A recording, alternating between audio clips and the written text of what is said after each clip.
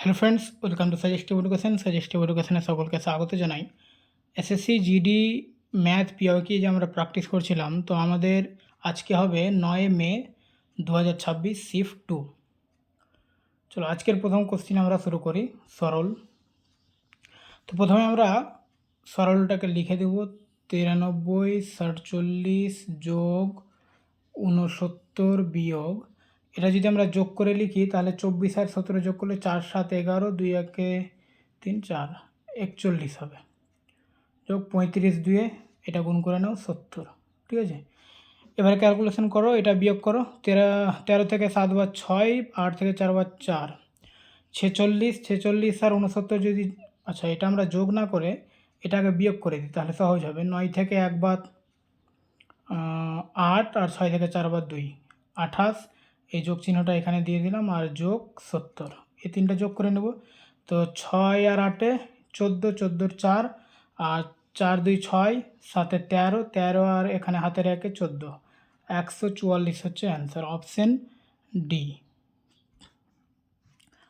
আবার সরল রয়েছে, চলো আমরা লিখে দিই আগে।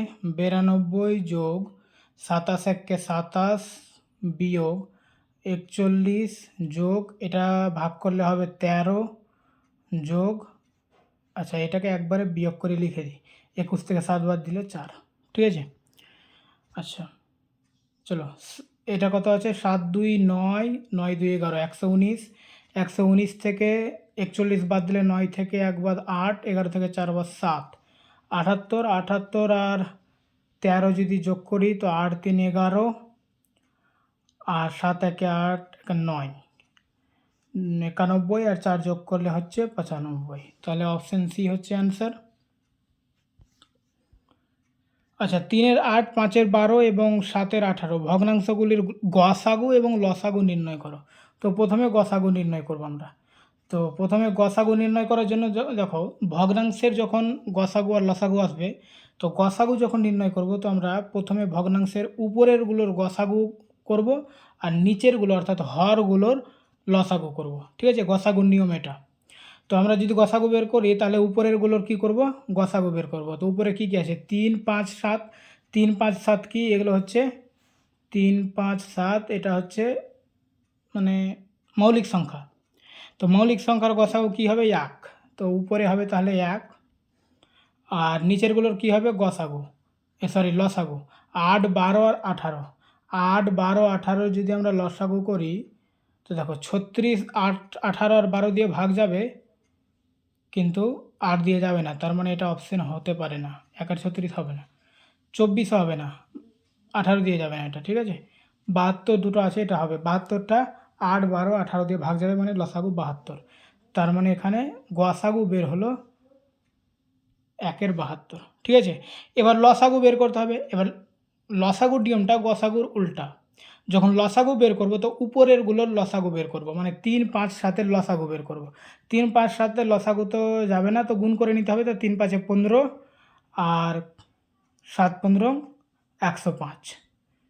105 কোথায় রয়েছে, এখানে রয়েছে, এটাতে নেই, তার মানে ডিটা হবে না, অপশন এটাই অ্যান্সার হবে। ঠিক আছে, আচ্ছা এটা একটু ছোট হয়ে গেছে, ঠিক আছে। চলো এখানে আমরা বীজগণিতের নিয়মে না করে এমনি করলেও হবে। দেখো এটা কি আছে, 2.5 কিউব আছে প্রথমে। ঠিক আছে, তো আচ্ছা নিচেরটা আগে ক্যালকুলেশন যদি আমরা করি, একটু বড় করে,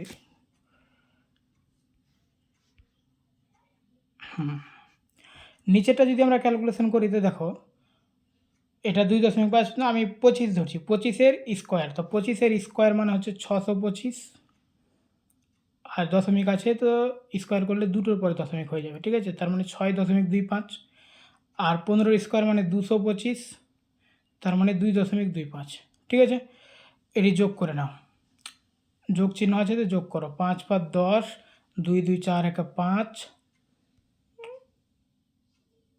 5, আর এখানে 6 2 8, আর এটা বিয়োগ আছে 7.5। এখানে আমরা শূন্য বসাতেই পারি, দশমিকের ডান দিকে শূন্য কোনো দাম নেই, এটা শূন্য কেটেও দিতে পারি বা একটা শূন্য বসাতে পারি, যে চলো কেটেই দাও, বাদ দাও। এটা আমরা যদি যোগ বিয়োগ করি তো 8.5 থেকে 7.5 বাদ দিলে 1, তার মানে নিচে 1 হচ্ছে, তো নিচের আমাদের আর দরকার নেই।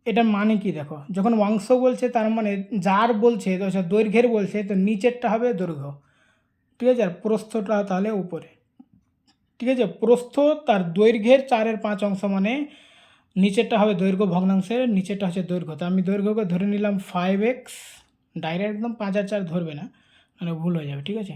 আর প্রস্থ তাহলে 4x, তাহলে ক্ষেত্রফল কত, দৈর্ঘ্য গুণিত প্রস্থ, তার মানে এদের ক্ষেত্রফল হবে 4×5 = 20 আর এক্সকে এক্স দিয়ে গুণ করলে x², ঠিক আছে। কিন্তু এখানে ক্ষেত্রফল দেওয়া আছে 320 মিটার, তার মানে 20x² মানেই হচ্ছে 320 মিটার। তো এখান থেকে আমরা এক্সের মানটা বের করে নেব।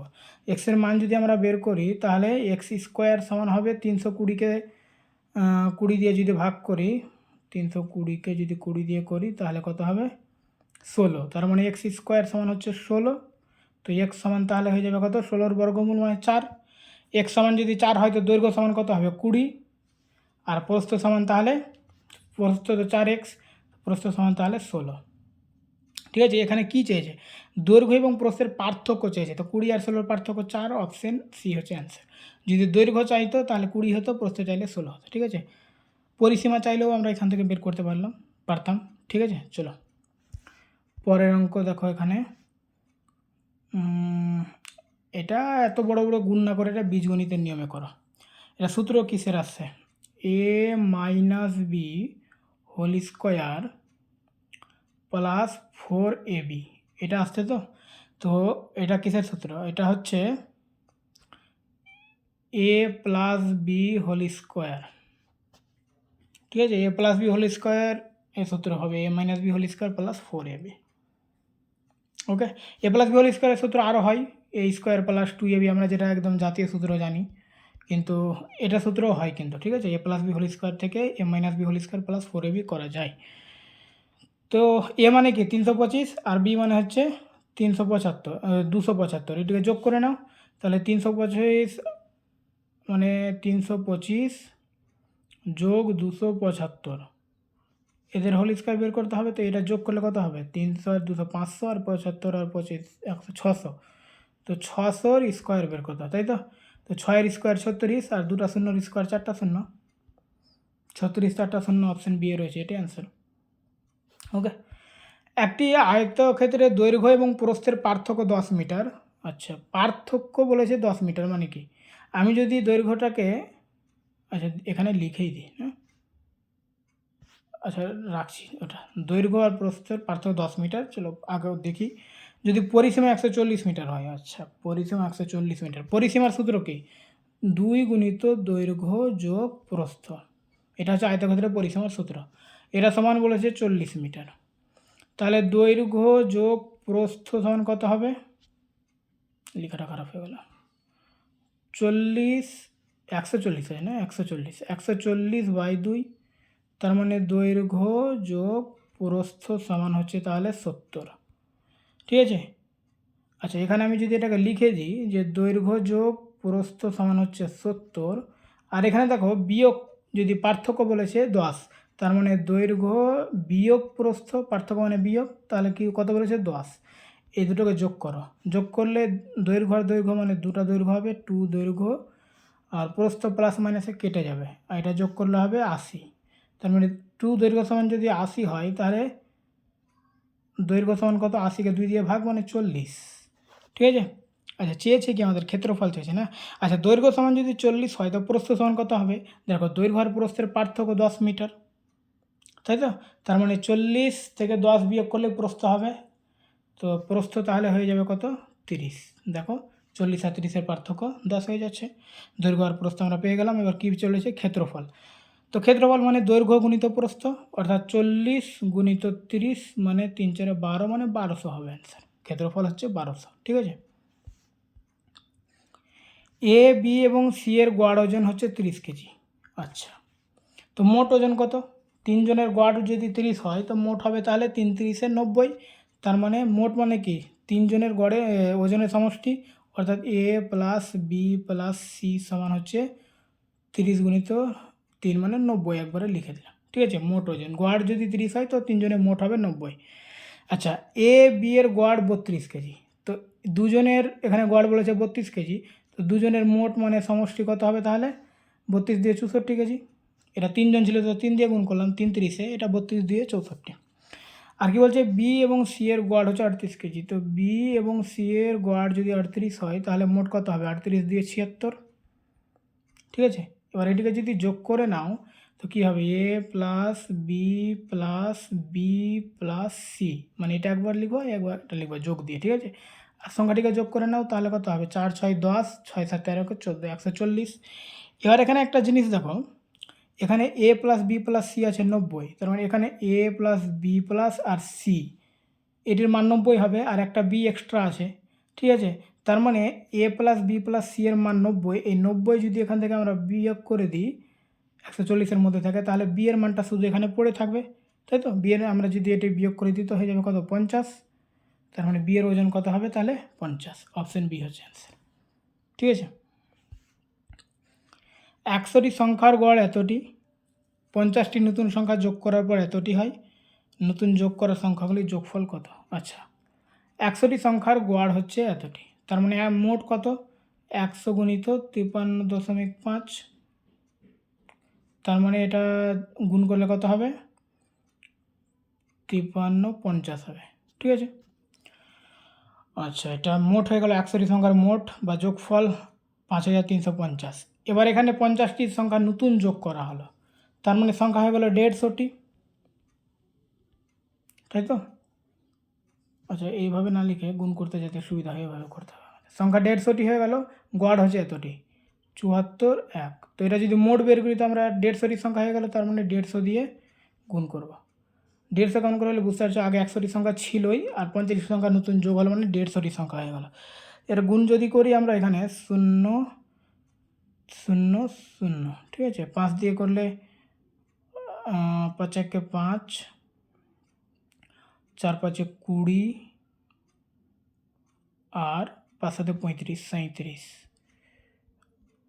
1 4 7 0 5 1 4 7 11 3 7 11, ঠিক আছে।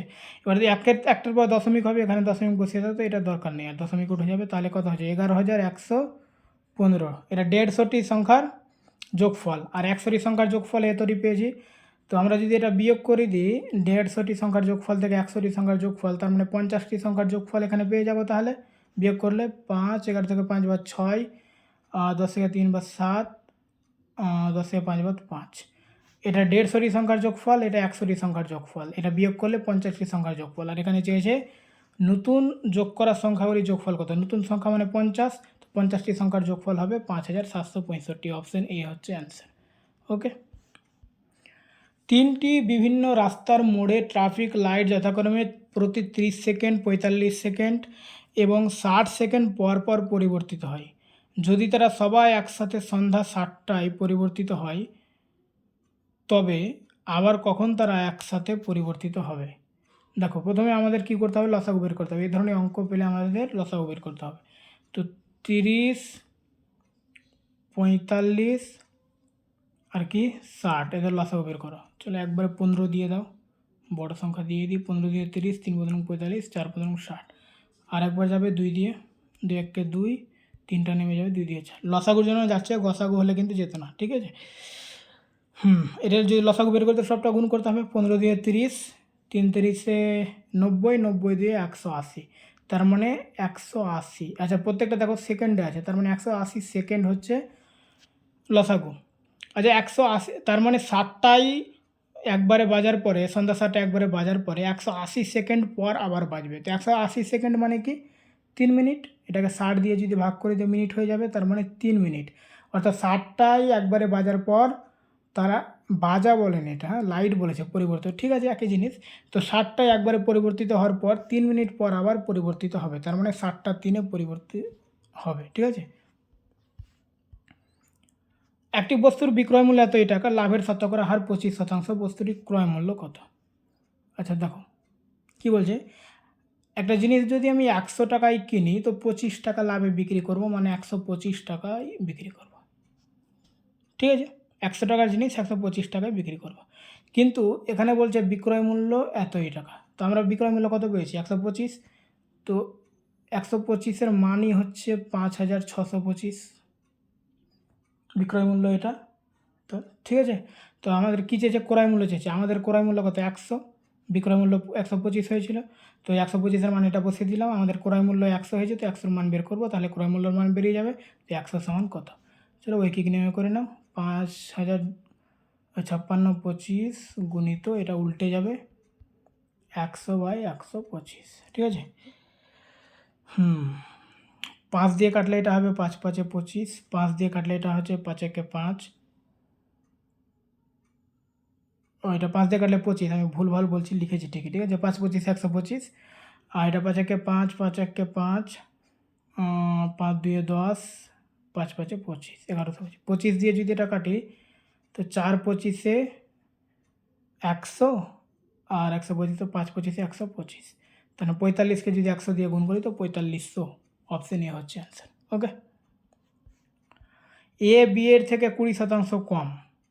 যদি এর মান 480 হয় তো বি এর মান কত, এখানে এ আর বি দিয়ে দাও। এ বি এর থেকে 20% কম, মানে বি যদি 100 হয় তো এ ওর থেকে 20 কম হবে, মানে 80 হবে। কিন্তু এর মান 480, তো 80 মানে হচ্ছে 480, তো 100 মানে কত। এটা ঐকিক নিয়মে করতে পারো বা এভাবেও করতে পারো, এদিকেও সহজ হবে। এটা দেখো, এটা 80-কে যদি 6 দিয়ে গুণ করো তো এটা হবে 480 হবে, মানে 6টা 48 হয়, তো এটাকেও 6 দিয়ে গুণ করে দাও, তাহলে 600, তার মানে বি এর মান হচ্ছে 600, অপশানে, ঠিক আছে। ঐকিক নিয়মে করতে পারো, 80 মানে যদি 480, যদি 100 মানে কত, একই জিনিস। যদি 500-এর 30% এর থেকে 50% বেশি হয় তবে এর মান কত। 530% কত, আগে এটা বের করো। 530% সমান হচ্ছে কত, তাহলে 150, ঠিক আছে। এবার হচ্ছে এই 150টা এর থেকে 50% বেশি, তো এর মান কত। অপশানে আমি যদি দেখি, শুধুমাত্র একটা ডাইরেক্ট অপশান দেখতে পাচ্ছি, সিটা 100। 100-র 50% কত, 50, 100-র 50% মানে 50%, 50 হবে। তাহলে এটা দেখো, 150টা 100-র 50% বেশি, মানে 100-র সঙ্গে 50 যোগ করলে 150 হবে, তাই তো। 100-র 50% 50, 150টা 100-র 50%ই বেশি হচ্ছে, মানে 50 বেশি হচ্ছে, তাহলে এর মানে 100। এখানে বেশি কিছু করার দরকার নেই, ঠিক আছে। না হলে কিন্তু অন্য নিয়মে করতাম, যদি ভারী সংখ্যা থাকতো তো। ওকে, ঠিক আছে। এক ব্যক্তি বিক্রয় মূল্যের ওপর 30% লাভ করে, বস্তুটিতে অর্জিত লাভের পরিমাণ সাথে ক্রয় মূল্য অনুপাত কত। দেখো, বিক্রয় মূল্যের ওপর যখন লাভ বলবে, তার মানে বিক্রয় মূল্যটাতে আমরা 100 ধরবো, তাহলে ক্রয় মূল্য কত হবে, 70 হবে, কারণ লাভ করেছে 30 টাকা, ঠিক আছে। ক্রয় মূল্য হয়ে গেল 70, তাহলে এখানে কী চেয়েছে, অর্জিত লাভ, লাভ মানে 30, আর ক্রয় মূল্য হচ্ছে 70, এদের অনুপাত চেয়েছে, তো অনুপাত কত হবে, 3:7, অপশান সি। একটি পাইপ 48 মিনিটে একটি ট্যাঙ্ক খালি করতে পারে, এটি কত সময়ে ওই ট্যাঙ্কের 1/6 খালি করতে পারবে। আচ্ছা, দেখো, 1/6 যখন বলবে, এই যখন অংশ বলে দেয়, আমি একটু আগে বললাম যে নিচেরটা হচ্ছে পূর্ণ, তার মধ্যে এটা একটা কিছু, মানে ট্যাঙ্কটাতে যদি 6 লিটার জল ধরে, তো 1 লিটার জল খালি করতে বলেছে। আর পুরো ট্যাঙ্কটিতে ধরো যে 6 লিটার জল ধরছে, তো 48 মিনিটে ওটা খালি করতে পারছে। তো পুরো ট্যাঙ্কটিতে 6 লিটার জল ধরে নিলাম, মোট জল হচ্ছে 6 লিটার, তো 6 লিটার জল 48 মিনিটে খালি করছে, 1 লিটার জল খালি করতে বলছে। 1/6 মানে 6 লিটারের মধ্যেই 1 লিটার খালি করতে হবে, তো 1 লিটার জল কত খালি হবে, ঠিক আছে। তো 48-কে 6 দিয়ে ভাগ, এটা কনসেপ্ট জানা থাকলে মুখে মুখে হয়ে যাবে, ঠিক আছে। এটা অঙ্ক করার কোনো দরকার নেই, তো একটু একটু বুঝবে কনসেপ্টগুলো এগুলো। তো 8 মিনিট হচ্ছে অ্যান্সার। ওকে, পি এবং কিউ একসাথে একটি কাজ 8 দিনে সম্পন্ন করতে পারে। আচ্ছা, ঠিক আছে, পি প্লাস কিউ একসঙ্গে কাজ করছে 8 দিনে, আর একা 16 দিনে করতে পারছে।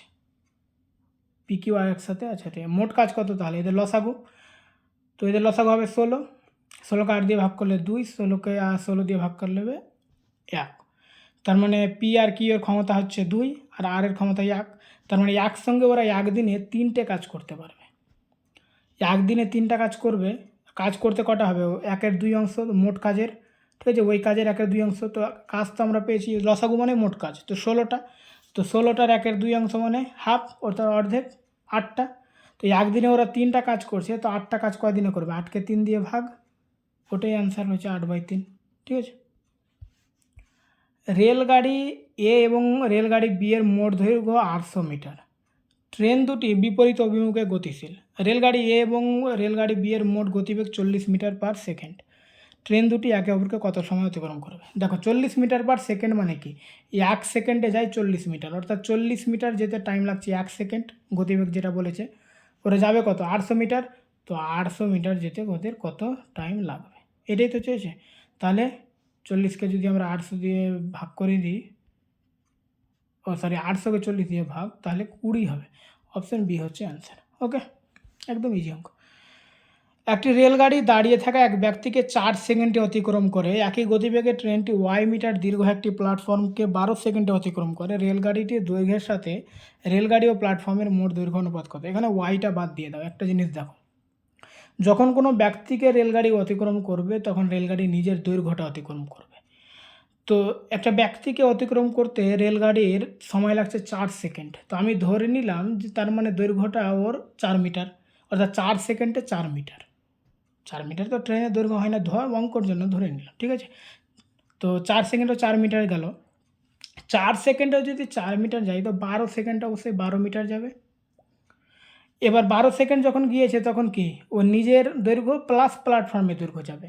এর আগে অনেকবার বলেছি এগুলো, যে যখন রেলগাড়ি প্ল্যাটফর্ম পার করবে তখন দৈর্ঘ্য, নিজের দৈর্ঘ্য মানে রেলগাড়ির দৈর্ঘ্য প্লাস প্ল্যাটফর্মের দৈর্ঘ্য দুটোই পার করবে। তো রেলগাড়ির দৈর্ঘ্য হচ্ছে 4 মিটার, আমরা পেয়ে গেলাম, যেটা প্রথমে দেখলাম। আর প্ল্যাটফর্মকে যখন পার করছে তখন প্ল্যাটফর্ম প্লাস রেলগাড়ির দৈর্ঘ্য 12 মিটার। আমাদের কী চেয়েছে? রেলগাড়ি ও প্ল্যাটফর্মের মোট, রেলগাড়ির দৈর্ঘ্যের সাথে রেলগাড়ি ও প্ল্যাটফর্মের মোট দৈর্ঘ্য অনুপাত কত? আচ্ছা, রেলগাড়ির দৈর্ঘ্য 4, রেলগাড়ি আর প্ল্যাটফর্মের দৈর্ঘ্য 12, তাহলে অনুপাত কত? 1 আর 3, তাই তো? 4 দিয়ে করলে 4 একে 4 আর 3 4 12, 1 আর 3 হচ্ছে অনুপাত। Option D. Okay, thank you.